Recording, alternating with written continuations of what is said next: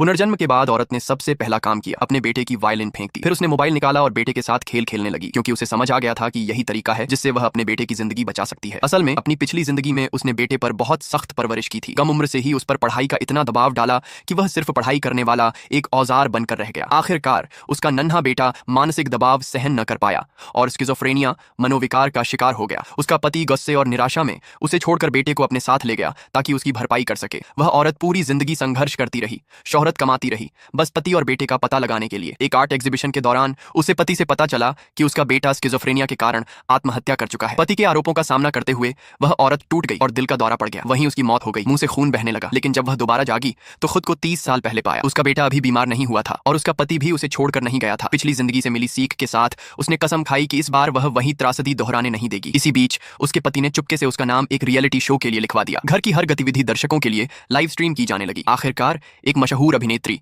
जो अब सिर्फ हाउसवाइफ बन चुकी थी, जनता के लिए पहले ही गॉसिप का विषय थी। पति बेसब्री से इंतजार कर रहा था कि वह सबके सामने मजाक का पात्र बने, लेकिन उसे पता नहीं था कि पुनर्जन्म के बाद वह औरत अपनी परवरिश का तरीका पूरी तरह बदल चुकी थी। जल्द ही शो का प्रसारण शुरू हुआ और उनके घर का दृश्य बड़ी स्क्रीन पर आने लगा। सबकी हैरानी के लिए औरत ने बेटे की वायलिन फेंक दी और उसे आराम करने दिया। फिर उसके साथ खेल खेलने लगी। कुछ मेहमानों ने ताने कसने शुरू कर दिए और स्क्रीन पर उसकी सपोर्ट रेटिंग गिरने लगी। यह देखकर होस्ट ने पति को फोन करने का सुझाव दिया ताकि वह बेटे की वायलिन प्रैक्टिस के बारे में पूछ सके, लेकिन शो का जिक्र न करे। लेकिन अप्रत्याशित रूप से औरत ने पति से फोन पर कहा कि बेटा वायलिन बहुत अच्छा बजा रहा है और साथ ही स्ट्रीट डांस की प्रैक्टिस भी कर रहा है। दोपहर में वह पारंपरिक चीनी पेंटिंग का अभ्यास करेगा। औरत की ऐसी अजीबोगरीब बातें सुनकर सब हैरान रह गए।